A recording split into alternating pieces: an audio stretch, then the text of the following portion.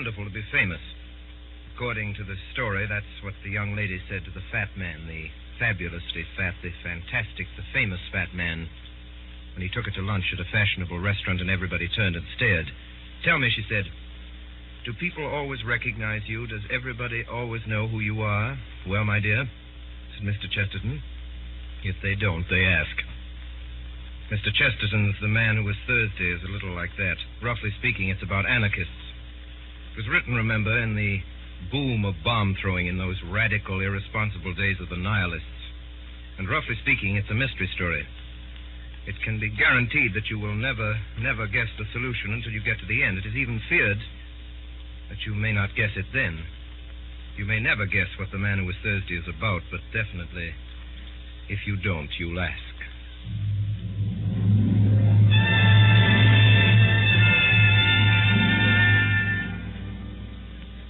I am Gabriel Syme. I am the man who was Thursday. That particular evening, if it is remembered for nothing else, will be remembered in that place for its strange sunset. It looked like the end of the world. It may be remembered by others, too, because it marked the first appearance in the place of the second poet of Saffron Park. For a long time, a red-haired revolutionary had reigned without a rival. It was upon the night of the sunset that I, Gabriel Syme, ended his solitude. Mr. Syme, you say you are a poet of law. I say you are a contradiction in terms. An artist is identical with an anarchist. Mr. Gregory, it is things going right that is poetical. Our digestions, for instance, going sacredly and silently right. The most poetical thing in the world is not being sick. Really, Mr. Syme, the examples you choose... I beg your pardon, Mr. Gregory. I forgot we had abolished all conventions. You don't expect me to revolutionize society on this lawn? Oh, no, I don't, but I suppose that if you were serious about your anarchism, that is exactly what you would do. Don't you think, then, that I'm serious about my anarchism? I beg your pardon. Am I not serious about my anarchism? I strolled away and left Gregory, but with surprise and with a curious pleasure, I found a red-headed young lady still in my company. It was Rosamond, Gregory's sister. Mr. Syme, do the people who talk like you and my brother often mean what they say?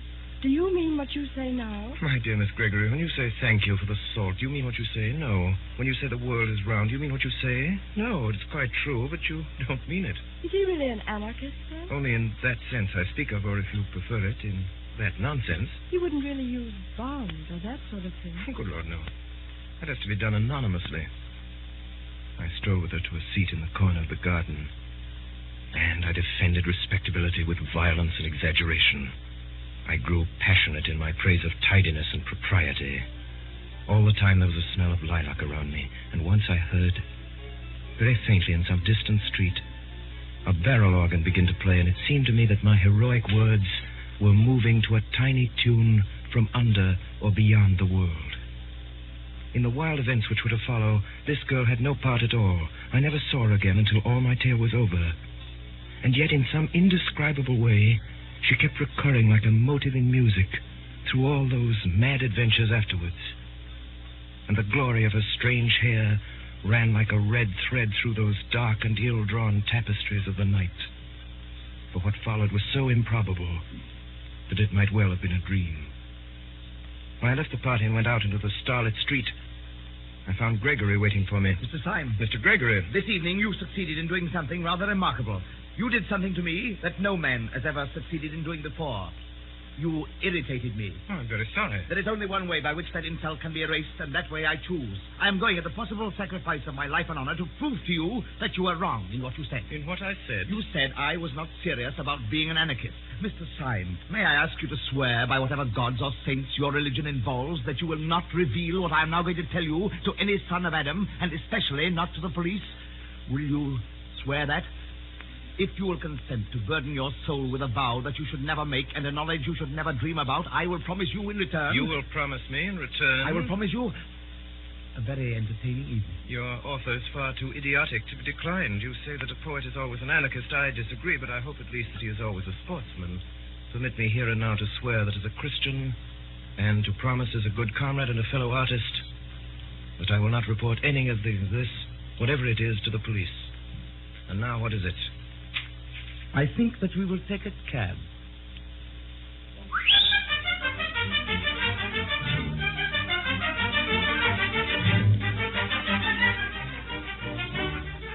cab pulled up before a particularly dreary and greasy beer shop. We seated ourselves in a close and dim sort of bar parlor at a stained wooden table with one wooden leg. Mr. Syme, if in a few moments this table begins to turn around a little, please don't put it down to the champagne. I don't wish you to do yourself an injustice. Well, if I'm not drunk, I'm mad, but I trust I can behave like a gentleman in either situation. May I smoke? Certainly. Try one of mine. I took the cigar and started to light it. Almost before I had begun, the table at which we were sitting began to revolve, first slowly and then rapidly. You mustn't mind it. It's a kind of screw. Quite so, a kind of screw. How simple that is.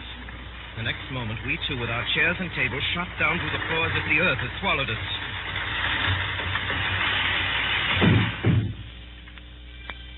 Gregory led me down a low, vaulted passage, at the end of which was a heavy iron door. Who is it? Mr. Joseph Chamberlain. It was obviously some kind of password. We stepped into a queer steel chamber whose walls were hung with dubious and dreadful shapes, things that looked like the bulbs of iron plants or the eggs of iron birds. They were vast. And now, my dear Mr. Syme, now we are quite cozy, so let us talk properly. You said you were quite certain I was not a serious anarchist. Does this place strike you as being serious?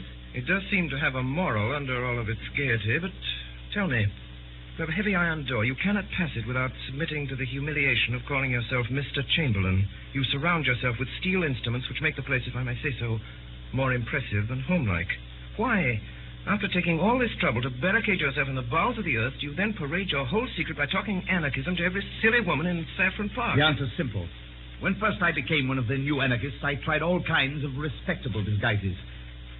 But at last I went in despair to the president of the Central Anarchist Council, who is the greatest man in Europe. Oh, what's his name? You wouldn't know it. That is his greatness. He looked at me. You want a safe disguise, do you? I nodded. Why then, dress up as an anarchist, you fool. I took his advice and have never regretted it. I preached blood and murder to those women day and night, and by heaven they would let me wheel their perambulator. You took me in. What do you call this tremendous president of yours? We call him Sunday. You see, there are 7 members of the Central Anarchist Council, and they are named after the days of the week. He is called Sunday by some of his admirers, Bloody Sunday. It's curious that you should mention the matter, because this very night we've called a meeting to elect a successor to the post of Thursday. And I don't mind telling you that it's almost a settled thing that I am to be Thursday. Gregory, I gave you a promise before I came to this place. Would you give me, for my own safety, a little promise of the same kind? Promise? Yes, a promise. I swore before God that I would not tell your secret to the police. Will you swear by humanity or whatever beastly thing you believe in that you will not tell my secret to the anarchists? Your secret? Have you got a secret? Yes. I have a secret. Will you swear? Yes, I will swear not to tell the anarchists anything you tell me. But look sharp. They'll be here in a couple of minutes. Well, Gregory, I don't know how to tell you the truth more shortly than by saying that your expedient of dressing up as an aimless poet is not confined to you or your president. We've known the Dodge for some time at Scotland Yard. What do you say? Yes, Gregory. I'm a police detective. Mr. Joseph Chamberlain. Mr. Joseph Chamberlain. It was repeated twice, and thrice, and then 30 times. And the crowd of Joseph Chamberlains, a solemn thought could be heard, trampling down the corridor. Here are your friends, Gregory. Comrade Gregory, I suppose this man is a delegate? The fact is, comrade, I have been specially sent here to see that you show a due observance of Sunday. Well, comrade, I suppose we'd better give you a seat at the meeting. Gregory, I could see, was in an agony of diplomacy. Yes, I think it is time we began. The tug is waiting on the river. I move that Comrade Buttons take the chair. Second the motion! All those in favor? Aye! Carried. Comrade Buttons. Comrades, we all lament the sad decease of the heroic workers who occupied the post of Thursday in the Central Council until last week. He organized the great dynamite coup of Brighton, which under happier circumstances ought to have killed everybody on the pier. Upon you tonight, comrades, it devolves to choose out of the company present the man who shall be called Thursday. If any comrade suggests a name, I will put it to the vote. I move that Comrade Gregory be elected Thursday. Does anyone second? Second the motion. Before I put the matter to the vote, I will call on Comrade Gregory to make a statement. Gregory rose. He must have figured out that his best chance was to make a softened and ambiguous speech, such as would leave in my mind the impression that the Brotherhood was a very mild affair after all. My friend! Stand back there. It is deep under the earth that we, the persecuted, are permitted to assemble as the Christians assembled in the catacombs. Suppose we seem as shocking as the Christians because we are really as harmless as the Christians. Suppose we seem as mad as the Christians because we are really as meek. I am not meek. Comrade Witherspoon tells us that he is not meek. How little he knows himself. We are simple, as they were simple. Look at Comrade Witherspoon. We are modest, as they were modest. Look at me. We are merciful. No! I say we are merciful as the early Christians were merciful. Yet, this did not prevent their being accused of eating flesh. Now, we do not eat human flesh. Shame! Why not? Comrade Witherspoon is anxious to know why nobody eats him. In our society, at any rate, which loves him sincerely, which is founded on love. No, down with love. Which is founded on love. There will be no difficulty about the aims which we shall pursue as a body, or which I should pursue were I chosen as the representative of that body. Does anyone oppose the election of Comrade Gregory? Yes,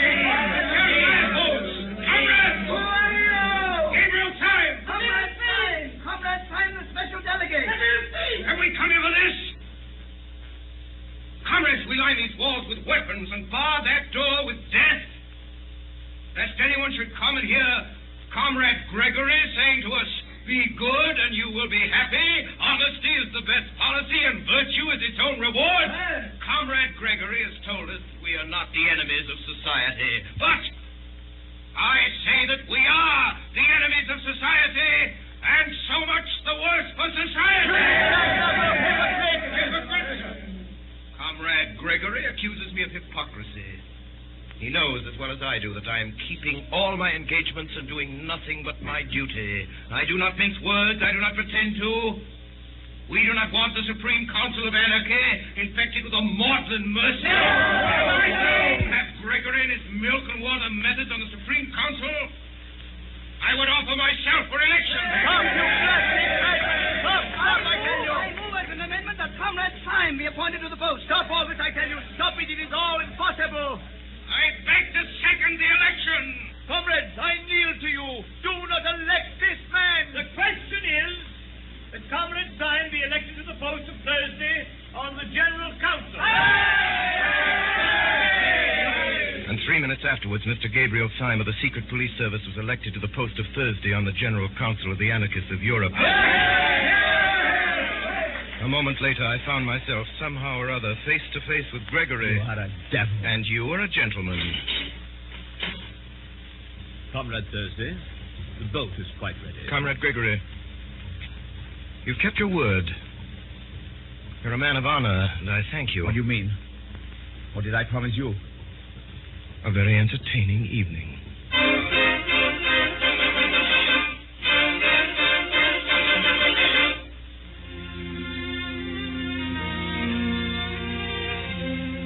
My name is really Gabriel Syme. I'm not merely a detective who pretends to be a poet. I'm really a poet who has become a detective.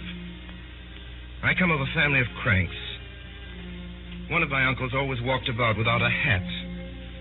And another had made an unsuccessful attempt to walk about with a hat and nothing else. Being surrounded with every conceivable kind of revolt from infancy, I had to revolt into something, so I revolted into the only thing left, which was sanity. Now, some months before that evening in Saffron Park, I appeared before a high official in Scotland Yard. I was led to a side door, and almost before I knew what I was doing, I was suddenly shown into a room, the abrupt blackness of which startled me like a blaze of light. Are you the new recruit? All right, you're engaged. I really have no experience. No one has any experience of the Battle of Armageddon. But I'm really unfit. You're willing, that is enough. Well, really? I don't know any profession of which mere willingness is the final test. I do. Martyrs. I'm condemning you to death. Good day.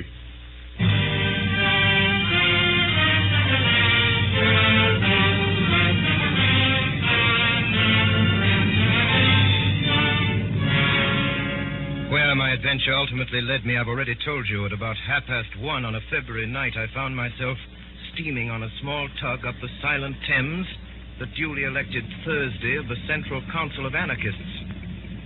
As we came alongside, the great stones of the embankment were big and black against the huge white dawn.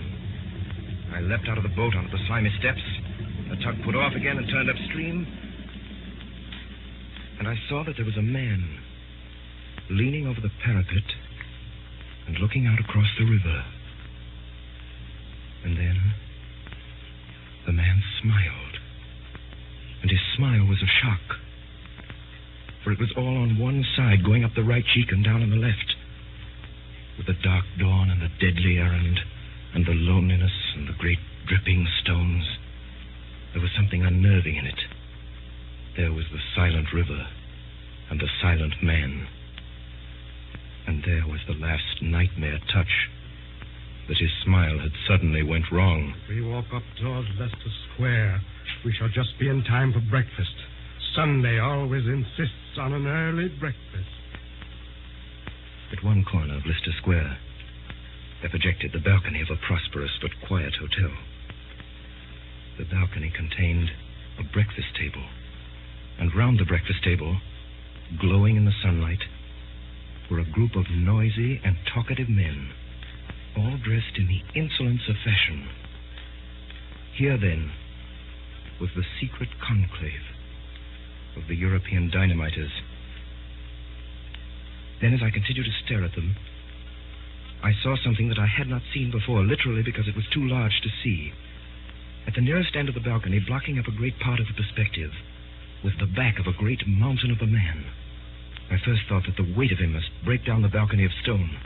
This man was planned enormously in his original proportions, like a statue, carved deliberately as colossal. His head, crowned with white hair, as seen from behind, looked bigger than a head ought to be. The ears that stood out from it looked larger than human ears. His sense of size was so staggering that when I saw him, all the other figures seemed quite suddenly to dwindle and become dwarfish. They were still sitting there as before with their flowers and frock coats. But now it looked as if the big man was entertaining 5 children to tea. I never thought of asking whether the monstrous man who almost filled and broke the balcony was the great President Sunday, whom the others had stood in awe. I knew it was so. As I walked across the inner room towards the balcony, the large face of Sunday grew larger and larger, and I was gripped with a fear that when he was quite close, the face would be too big to be possible, and that I would scream aloud. I remembered that as a child I would not look at the mask of Memnon in the British Museum, because it was a face and so large. By an effort braver than that of leaping over a cliff, I went to an empty seat at the breakfast table and sat down. At that moment, the president was addressing a man, out of whose collar there sprang a bewildering bush of brown hair and beard that almost obscured the eyes, like those of a Skye terrier. The man's name, it seemed, was Gogol. He was a Pole. And in this circle of days, he was called Tuesday. Our friend Tuesday insists on the ways of the stage conspirator. Now, if a gentleman goes about London in a top hat and frock coat, no one need know that he's an anarchist. But if a gentleman puts on a top hat and a frock coat and then goes about on his hands and knees, well, he may attract attention. I am not good at concealment. I am not ashamed of the cause. Yes, you are, my boy, and so is the cause of you. I am not good at deception. Right, my boy, right. You aren't good at anything. As I looked at the others, I began to see in each of them exactly what I had seen in the man by the river. Each man was subtly and differently wrong. Next to me sat Tuesday, the towel-headed Gogol. Next was Wednesday, a certain Marquis de Saint-Eustache. In the gloom and thickness of his beard, a dark red mouth showed sensual and scornful. Whatever he was not a Frenchman. Then came me, and next, a very old man, Professor de Worms, who was Friday. The red flower in his buttonhole showed up against a face that was literally discolored like lead. The whole hideous effect was as if some drunken dandies had put their clothes upon a corpse. And right at the end sat the man called Saturday. His name was Dr. Bull. There was nothing whatever odd about him except that he wore a pair of dark, almost opaque spectacles. It occurred to me that his eyes might be covered up because they were too frightful to see. Such were the 6 men who had been sworn to destroy the world. Only 3 days afterwards, it appeared, the King of England was to meet the President of the French Republic in Paris. And over their bacon and eggs upon their sunny balcony, these beaming gentlemen had decided how both should die. Even the instrument was chosen. The black-bearded Marquis, it appeared, was to carry the bomb. Most of the talkers paid little attention to me, but the President was always looking at me steadily and with a great and baffling interest.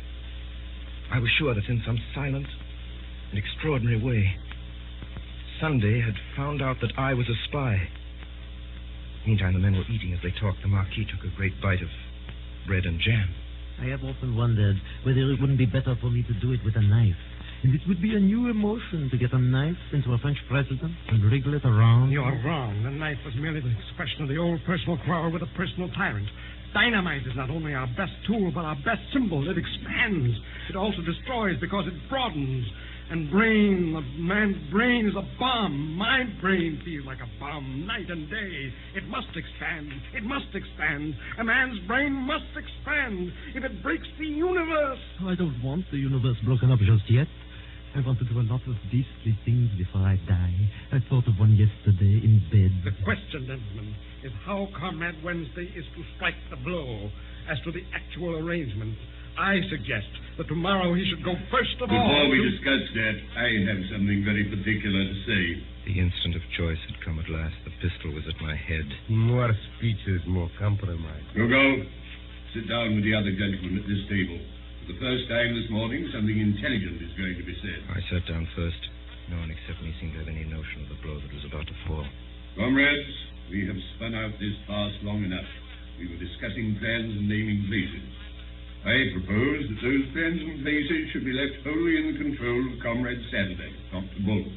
Not one word more about the plans and places must be said at this meeting. They all moved feverishly in their seats, except me. I sat stiff in mine with my hand in my pocket and on the handle of my loaded revolver. Gentlemen, there is a spy at this table. We'll waste no more words. His name... I half rose from my seat, my finger firm on the trigger. His name is Gogol. He's that hairy humbug over there who pretends to be a Pole. How in God's name did you know? Now, my man, I gather that you fully understand your position. You bet. I see it's a fair cop. All I say is I don't believe any Pole could have imitated my accent like I did his. I concede the point. I believe your accent to be inimitable, so I shall practice it in my bath. Do you mind leaving your beard with your card? Not a bit. Tuesday, if you ever tell the police or any human soul about us, I shall have exactly 2.5 minutes of discomfort. Of your discomfort, I will not dwell. Good day. Mind step. The detective who had masqueraded as Gogol rose to his feet without a word and walked out of the room with an air of perfect nonchalance.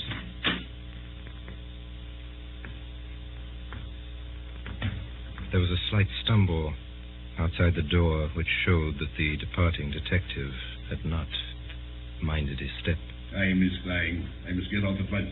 I have to take the chair at a humanitarian meeting. Would it not be better to discuss further the details of our project now than that the spy has left us? Secretary, if you take your head home and boil it for a turnip, it might be useful. I can't say, but it might. I really fail to understand. You fail to understand? Why, you dancing donkey. You didn't want to be overheard by a spy, did you? How do you know you aren't overheard now? With these words, Sunday shouldered his way out of the room, shaking with incomprehensible scorn. Now, if the last words of the president meant anything, they meant that I had, after all, not passed unsuspected. The other 4 got to their feet, betook themselves elsewhere to find lunch. Only the old anarchist, old Professor de Worms, remained behind, seated before me at the table. Mr. Gabriel Syme. Yes, Professor? You policeman. Policeman? Whoever made you think of a policeman in connection with me? The process was simple enough. I thought you looked like a policeman. I think so now. Why must I be a policeman? Do let me be a postman. You hear me ask a plain question? You faltering spy. Are you or are you not the police detective? No. You swear it. If you swear falsely, will you be damned? Will you be sure that the devil dances at your funeral? Will you see that the nightmare sits on your grave? You are an anarchist. You are a dynamiter. Above all, you are not in any sense a detective. You are not in the British police. I'm not in the British police. Professor de Worms fell back in his seat with a curious air of kindly collapse. Oh, that's a pity because I am. Because you are what? I am a policeman, a special policeman, and I serve under the man in the dark room. The man in the dark room? I understand now.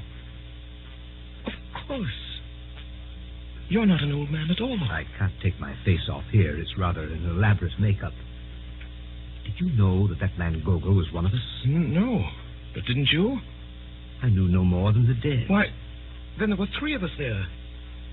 3 of us sitting here out of 7. And it's a fighting number. If we'd only known that there were 3. We were 3. If we'd been 300, we still could have done nothing. Not if we were 300 against 4. No.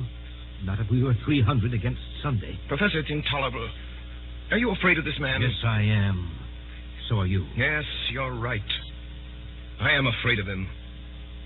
Therefore, I swear by God that I will seek out this man whom I fear until I find him and strike him on the mouth. If heaven were his throne and the earth his footstool, I swear that I would pull him down. How? Why? Because I'm afraid of him. And no man should leave in the universe anything of which he is afraid. Have you any idea exactly what you're going to do? Yes, I'm going to prevent this bomb being thrown in Paris. Have you any conception how? No. You remember, of course, that when we broke up rather hurriedly, the whole arrangements for the atrocity were left in the private hands of the Marquis and Dr. Bull. The Marquis is by this time probably crossing the Channel. The only man who knows where he's going is Dr. Bull. Confound it, and we don't know where Bull is. Yes. I know where he is. Will you tell me? I'll take you there. What do you mean? Would you join me? Will you take the risk? Young man, you think that it is possible to pull down the president. I know that it is impossible, and I'm going to try it.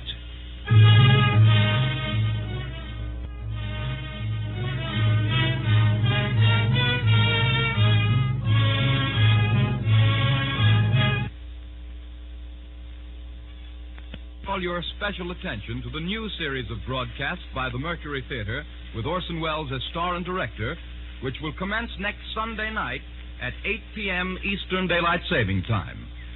And now a brief pause for station identification. This is the Columbia Broadcasting System.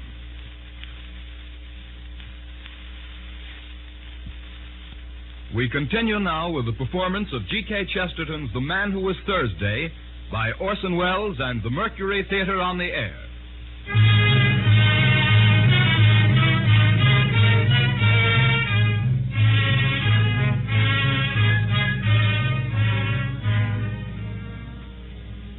The professor led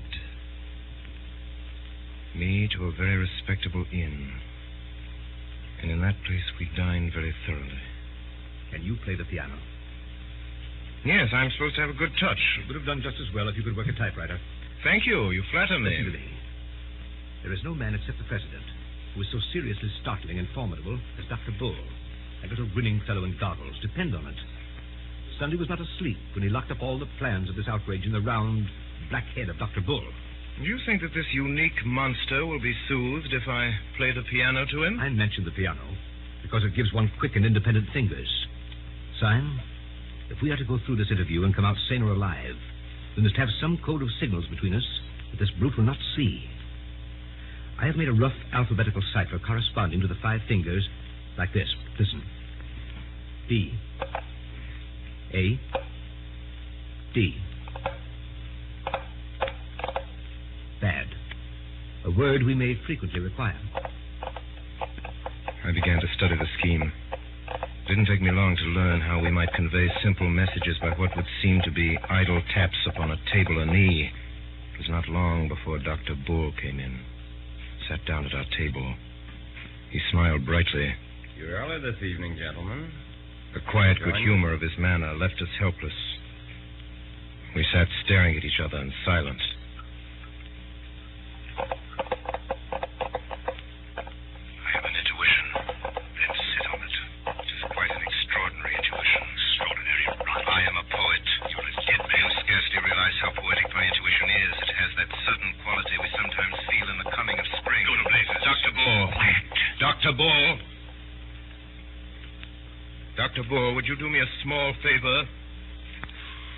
Would you be so kind as to take off your spectacles? Dr. Bull rose slowly, still smiling, and took off his spectacles. He was sitting in the chair before us. And we saw there a very boyish-looking young man. The smile was still there, but it might have been the first smile of a baby. Dr. Bull, I am a police officer. The dark room. The dark room. Well, I'm awfully glad you came so early, for we can all start for France together. Yes, I'm in the force, all right. But good heavens, if this were true, there were more blasted detectives than there were blasted dynamiters at the blasted council. We might easily have fought. We were 4 against 3. No, we were not 4 against 3. We were not so lucky. We are 4 against 1.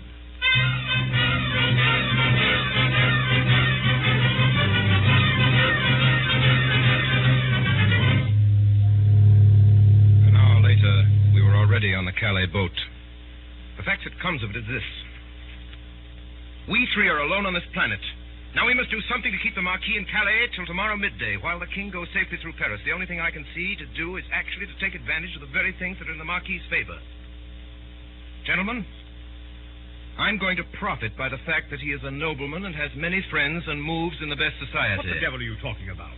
The Marquis cannot deny that he is a gentleman, and in order to put the matter of my social position quite beyond a doubt, I propose, at the earliest opportunity, to knock his hat off. Oh, but here we are in the harbor. Gentlemen, we've reached Calais.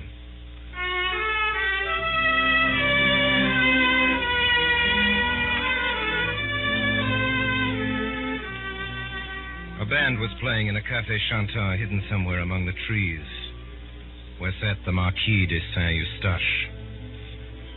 The man had 2 companions, solemn Frenchmen in silk hats. You are Monsieur Syme, I think. And you are the Marquis de Saint-Eustache. Permit me to pull your nose, which I attempted to do, but the 2 men in top hats held me back.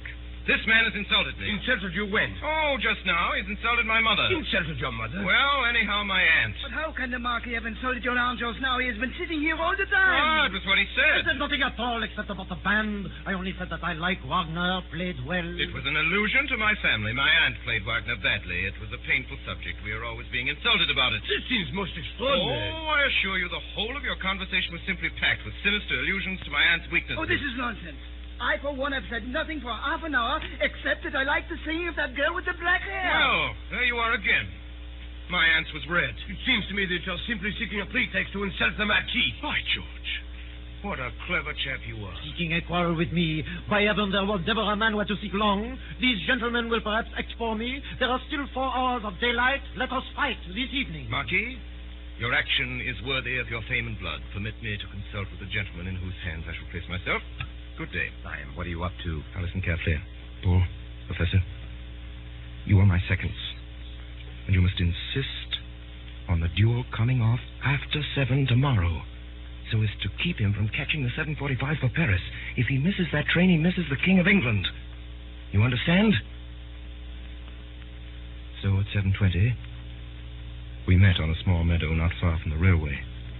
I'd made up my mind that I could avoid disabling the Marquis and prevent the Marquis from disabling me for at least 20 minutes. In 20 minutes, the Paris train would have gone by. Gentlemen, engage. I'm not a bad fighter. Every now and then, I'd almost fancied that I felt my point go home. But there was no blood on the blade or my shirt. And now we could hear the Paris train. There was no doubt about the hit this time. I was as certain that I had stuck my blade into my enemy as a gardener that has stuck his spade into the ground. Yet there was no blood on it at all. Marquis fought wildly. He constantly looked away at the railway line, almost as if he feared the train more than the pointed steel. I aimed less at the Marquis's body and more at his throat and head. A minute and a half afterwards, I felt the point enter the man's neck below the jaw. It came out clean. I thrust again and made what should have been a bloody scar on the Marquis's cheek. There was no scar. Stop! I want to say something. It is rather important. Mr. Simon, you expressed a wish to pull my nose. Would you oblige by pulling my nose now as quickly as possible? I have to catch a train. I protest that this is most irregular. Will you or will you not pull my nose? Come, Mr. Simon. Don't be selfish. Pull my nose at once when I ask you. I took 2 paces forward and seized the Roman nose of this remarkable nobleman. I pulled it hard, and it came off in my hand. If anyone has the use for my left eyebrow, he can have it. Do accept my left eyebrow. It is the kind of thing that might come in useful any day. The Marquis was recklessly throwing parts of himself right and left about the field. You are making a mistake, but it can't be explained just now. I tell you, the train has come into the station. Yes, Marquis, and the train shall go out of the station. It shall go out without you. Will you drive me mad? You shall not go by the train. You great, fat, blasted, blear-eyed, blundering, thundering, brainless, doddering, blasted fool. You great, silly, pink-faced toy-headed turnip. You shall not go by this train. And why in the infernal blazes should I want to go by the train? We know all. You are going to Paris to throw a bomb. Going to Jericho to throw a Jabberwock. I didn't care about catching the train. I cared about whether the train caught me, and now, by God, it has caught me. What do you mean? It means everything, the end of everything. Sunday has us now in the hollow of his hand. Us? What do you mean by us? The police, of course. I am no Marquis. I am Inspector Ratcliffe of Scotland Yard. Then the whole bally lot of us on the anarchist council were against anarchy. Every born man was a detective except the president and his personal secretary. What can it mean? It means that we are struck dead. Don't you know Sunday? I tell you, he's bought every trust. He's captured every cable. He has control of every railway line, especially of that railway line. The whole movement was controlled by him. Half the world was ready to rise for him. But there were just 5 people, perhaps, who could have resisted him. And the old devil put them on the Supreme Council to waste their time in watching each other. Sunday knew that the professor would chase Syme through London, that Syme would fight me in France, and he was combining great masses of capital, seizing great lines of telegraphy, while we 5 idiots were running after each other like a lot of confounded babies playing blind man's buff. And since you really want to know what was my objection to the arrival of that train, I'll tell you. My objection was that Sunday, or his secretary, has just this moment got out of it. We all turned our eyes toward the station. A considerable bulk of people seemed to be moving in our direction. They may be ordinary tourists. Ordinary tourists wear black masks halfway down the face. It was quite true that the leader in front wore a black half mask almost down to his mouth.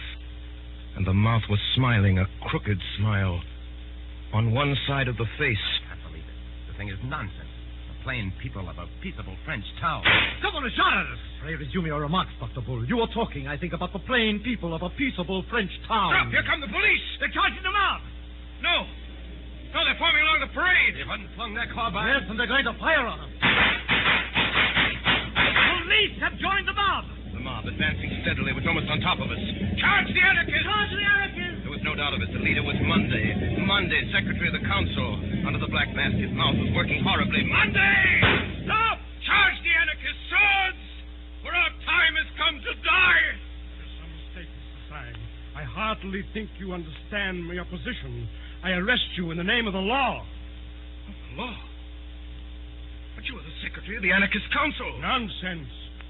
I am a detective from Scotland Yard.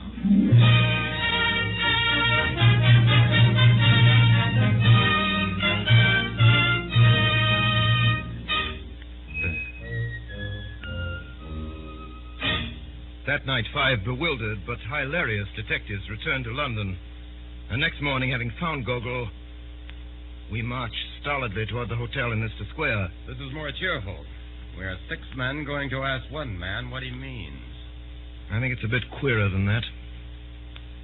I think it's 6 men going to ask one man what they mean. We saw at once the little balcony and a figure that looked too big for it. He was sitting alone with bent head, poring over a newspaper, but all his counselors would come to vote him down, cross that square as if we were watched out of heaven by 100 eyes. We went up the dark stair in silence. Delightful. So pleased to see you all. What an exquisite day it is. King dead? No, sir, there has been no massacre. I bring you news of no such disgusting spectacle. Disgusting spectacle? You mean Dr. Bull's spectacle? My spectacles are blackened, but I'm not. Look at my face. I dare say it's the sort of face that grows on one. In fact, it grows on you. I dare say it'll grow on me someday. We have come here to know what all this means. Who are you? What are you? What am I?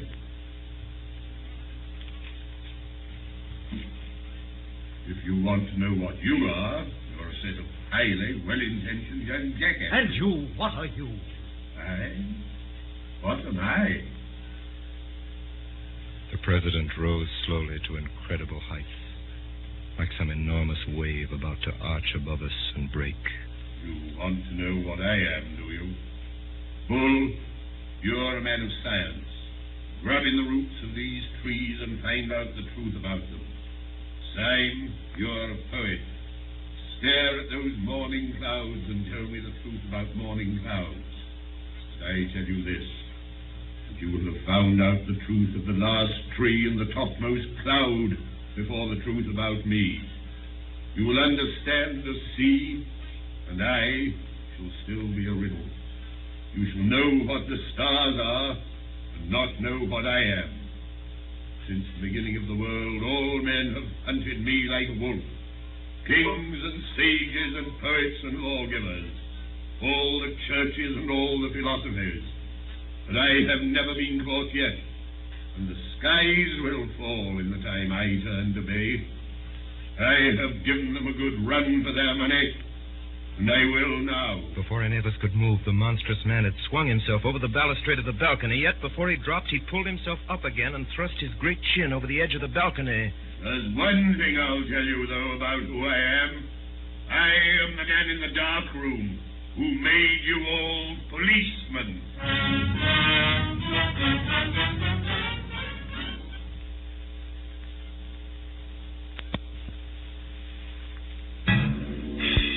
Sunday fell from the balcony, bouncing on the stones below like a great ball of India rubber, and went bounding off towards the corner of the Alhambra, where he hailed a hansom cab and sprang inside of it. Of course, we all followed him, and at the highest ecstasy of speed, Sunday turned round, and sticking his great grinning head out of the cab, he made a horrible face at us, flung a ball of paper at me, and vanished. I caught the paper. What does it say, Syme? Let's see.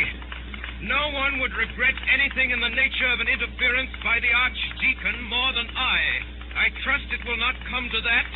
But for the last time, where are your galoshes? The thing is too bad, especially after what Uncle said.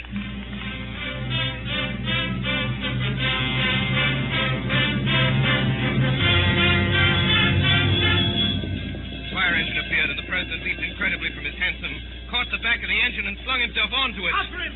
There's no mistaking the fire engine! Our cabmen whipped up their horses, and the president acknowledged this proximity by coming to the back of the fire engine, bowing repeatedly, kissing his hands, and finally flinging out to us a neatly folded note. Read it! Read it! Fly at once! The truth about your trouble stretches is known!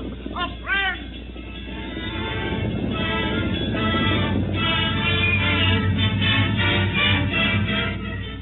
What place is this? Sunday had jumped from the fire engine over an iron gate, and we'd followed him to a kind of park. Can it be the old devil's house? No, you fool! The zoo! Come this way. That's what? Come where? The elephant. An elephant? An elephant who's gone mad and run away. What? Yes, he's run away with an old gentleman, a poor old gentleman with white hair. What sort of old A gentleman? very large and fat old gentleman in light grey clothes. The elephant has not run away with him. He has run away with the elephant. And by thunder, there he is. There was no doubt about it this time. Clean across the space of grass, with a crowd screaming and scampering gaily at his heels, went a huge gray elephant. On its back sat President Sunday with all the placidity of a sultan. Stop him! He's beyond the gate! Stop a landslide!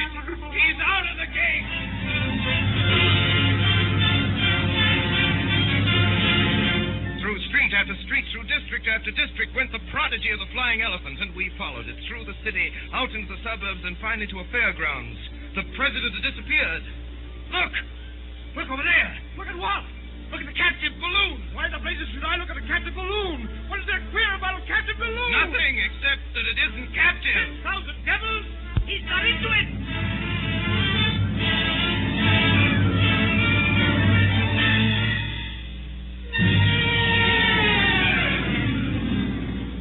We'd followed that balloon. All afternoon we'd followed it, and then, about twilight, the preposterous thing had staggered in the sky and sunk from view into the woods. Oh, if he's cheated us all by getting killed, it would be like one of his larks. And almost at the same moment, all 6 of us realized that we were not alone in the little field. Across a square of turf, a tall man was coming towards us, leaning on a strange long staff like a scepter. His advance was very quiet. He might have been one of the shadows of the wood. Gentlemen, my master has a carriage waiting for you in the road just by. Who is your master? I was told you knew his name. Where is this carriage? Has been waiting only a few moments. My master has only just come home.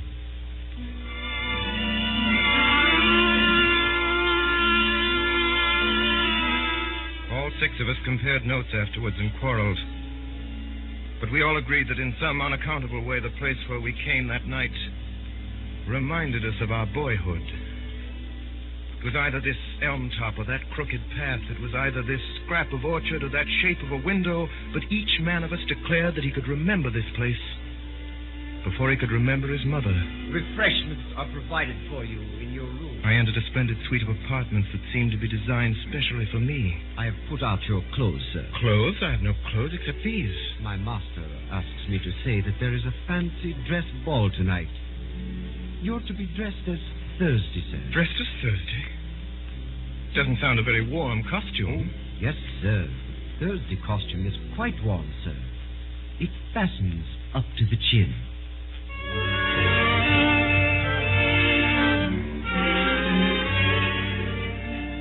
I was led onto a very large old English garden full of torches and bonfires, by the broken light of which a vast carnival of people were dancing in motley dress. I seemed to see every shape in nature imitated in some crazy costume. There was a man dressed as a windmill with enormous sails, a man dressed as an elephant, a man dressed as a balloon. There was a dancing lamppost, a dancing apple tree, a dancing ship. One would have thought that the untamable tune of some mad musician had set all the common objects of field and street dancing an eternal jig. And long afterwards, when I was middle-aged and at rest, I could never see one of those particular objects, a lamppost or an apple tree or a windmill, without thinking that it was a strayed reveler from that revel of a masquerade. On one side of this lawn, in a kind of crescent, stood 7 great chairs, the thrones of the 7 days. And so the night wore on, and finally the last of the dancers vanished, and the fire faded as the long, slow, strong stars came out. And we 7 strange men were left alone, like 7 stone statues on our chairs of stone. Then Sunday spoke. We will eat and drink later. Let us remain together a little, we who have loved each other so sadly and have fought so long. I seem to remember only centuries of heroic war, in which you were always heroes, epic on epic, Iliad on Iliad, and you always brothers in arms. Tell me, who are you? I am the Sabbath. I am the peace of God. I'm grateful to you. Not only for wine and hospitality here, but for many a fine scamper and free fight. But I should like to know. My soul and heart are as happy and quiet here as this old garden. But my reason is still crying out. I should like to know. It seems so silly that you should have been on both sides and fought yourself. I have heard your complaints, and here, I think, comes another to complain. We will hear him also. And we saw standing before us the red-headed poet of Saffron Park. Gregory! Why, this is the real anarchist. Yes. I am the real anarchist. There came a day when the sons of God came before the Lord, and Satan also came with them. You're right. I am a destroyer. I would destroy the world if I could. Oh, most unhappy man. Try to be happy. You have red hair like your sister. I know what you are, all of you, from first to last. You're the people in power. You're the police, the great, fat, smiling men in blue and buttons. You're the law. You're the seven angels of heaven, and you've had no troubles. Oh, I could forgive you everything if I could feel for once that you had suffered for 1 hour a real agony, such as I. I see everything. Everything. Everything that there is. Why does each thing on earth war against each other thing? Why does a fly have to fight the whole universe? Why does a dandelion have to fight the whole universe? For the same reason that I had to be alone in the dreadful council of the days. So that each thing that obeys law may have the glory and the isolation of the anarchist. So that by tears and torture we may earn the right to say to this accuser, we also have suffered. I repel the slander. We have not been happy. I can answer for every one of the great gods of law whom he is accused. At least. And I saw suddenly the great face of Sunday. Have you ever suffered? As I gazed, the great face grew to an awful size larger than the colossal mask of Memnon, which had made me scream as a child. It grew larger and larger, filling the whole sky. Then in the blackness, before it entirely destroyed my brain, I seemed to hear a distant voice saying a commonplace text that I had heard somewhere. Can ye drink of the cup that I drink of?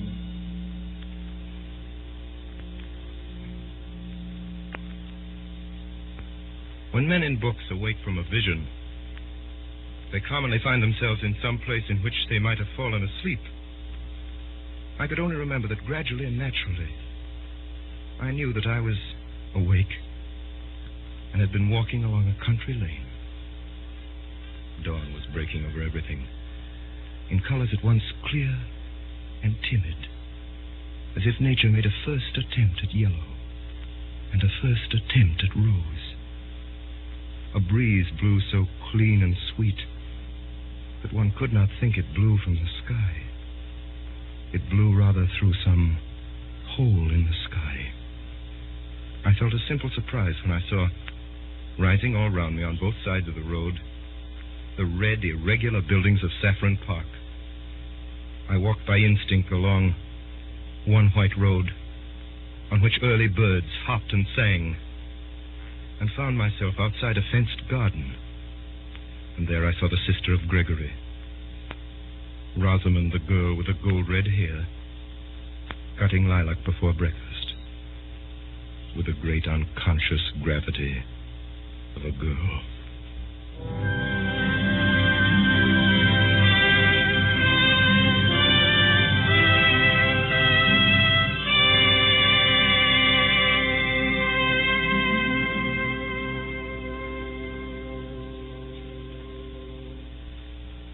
Tonight, the Columbia Broadcasting System, through its member stations coast to coast, and the network of the Canadian Broadcasting Corporation, has brought you a production of G.K. Chesterton's The Man Who Was Thursday, by Orson Welles and the Mercury Theater on the air.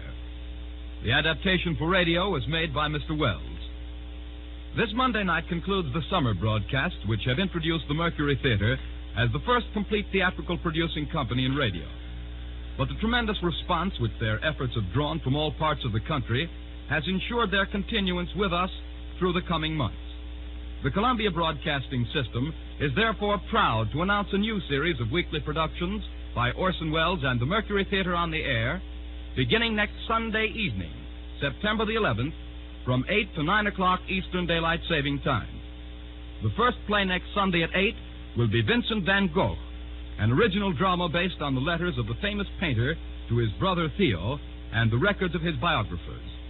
In the cast this evening, Sunday, Eustace Wyatt, the Professor Ray Collins, Gregory, George Coulouris, the Marquis Edgar Barrier, Gogol, Paul Stewart, Bull, Joseph Cotton, the Secretary Erskine Sanford, Witherspoon, Alan Devitt, Rosamond Anna Stafford, and Gabriel Syme, The Man Who Was Thursday, by Orson Welles. Davidson Taylor supervised for the Columbia Network. This is Dan Seymour speaking. The orchestra was directed by Alexander Semler.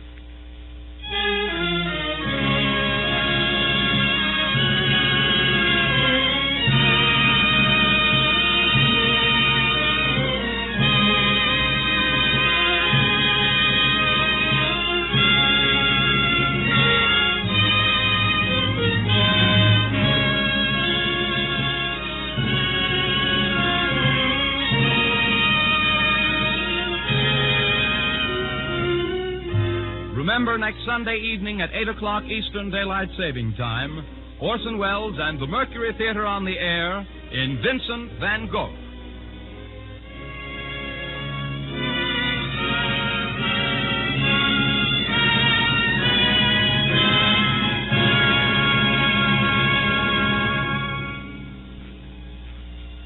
Be sure to be at your radio next Monday at 9 p.m. Eastern Daylight Saving Time. That's when the Lux Radio Theater begins its new series of broadcasts, same stations as last year. The first presentation will be Spawn of the North, with George Raft, Fred McMurray, John Barrymore, Dorothy Lamour, and Akim Tamirov. Next Monday at 9 p.m. Eastern Daylight Saving Time. This is the Columbia Broadcasting System.